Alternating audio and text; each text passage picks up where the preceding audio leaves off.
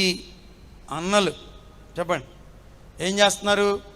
అసూయపడ్డారు. చదవమ్మా. అసూయపడి వారు అతని మీద పగబట్టిరు. ఇది వరకు చెప్పాను, మళ్ళీ ఊరకి గుర్తు చేస్తా. ఏం పట్టారంట? పగ ఏం పడద్దని మన ఉద్దేశం ఏమండి? అసలు పగ అనే మాటే ఎవరిది? పాముకు వాడే పదం.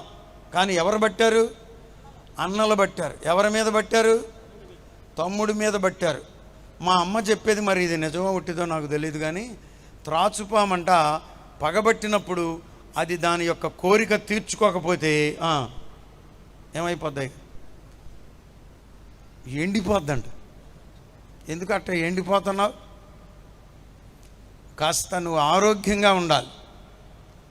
చప్పగా ఎండిపోతే ఎట్లా? ఎవరి మీదన్నా పగబట్టావా? గుర్తు చేసుకో. ద్వేషం మనలను బలహీనులుగా చేస్తుంది. ద్వేషం మనలను రోగగ్రస్తులుగా చేస్తుంది. ద్వేషం, పగ, అసూయ మనలను బలహీనులుగా చేసేస్తుంది. పగబట్టిరి. అతను వచ్చినప్పుడంట, తమ్ముడా బాగున్నావా అని కూడా అడగట్లేదంట. చూసారా? బాగున్నావా అని అన్నా అడిగే మనసే వారికి రావట్లా. మిమ్మల్ని ఎవరన్నా బాగున్నావా అని అడగలేదనుకో, మీ చెల్లి ఎక్కడన్నా పెళ్ళిలో కనబడి ఎలా ఉంటుంది? ఏమా మీ అక్క కనబడకుండా వెళ్ళిపోతుంది అనుకో పక్కగా, ఆమె ఎవరో లేదు నాకేం తెలుసని మీ మనసు ఎంత గాయం అవుద్ది? అంతమంది అన్నలు ఉన్నారు. తమ్ముడు వస్తే జున్నుగడ్డలు తెస్తే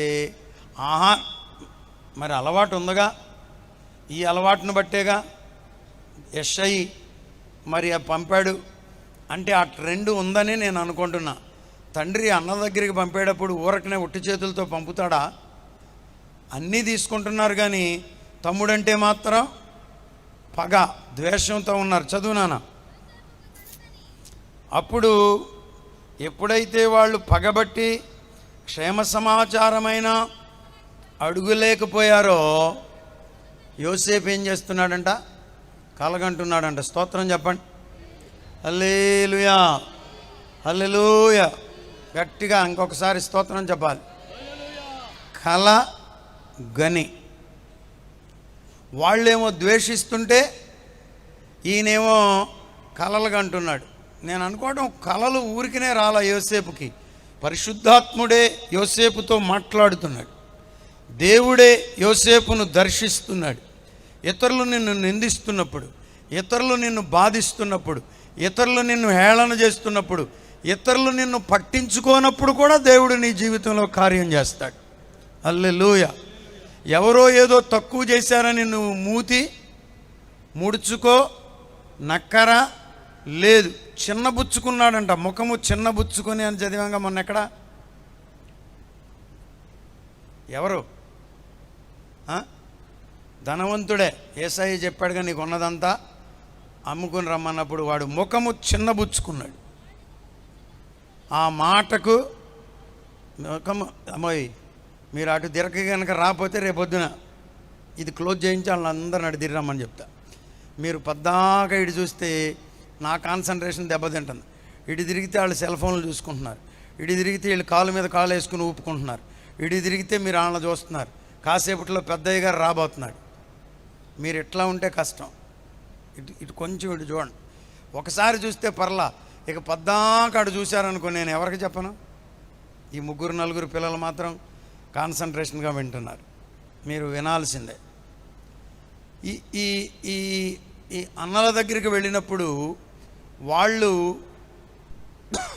పలకరించలా, ఏమీ చేయలా, తగినంత ఆదరణ చూపలా.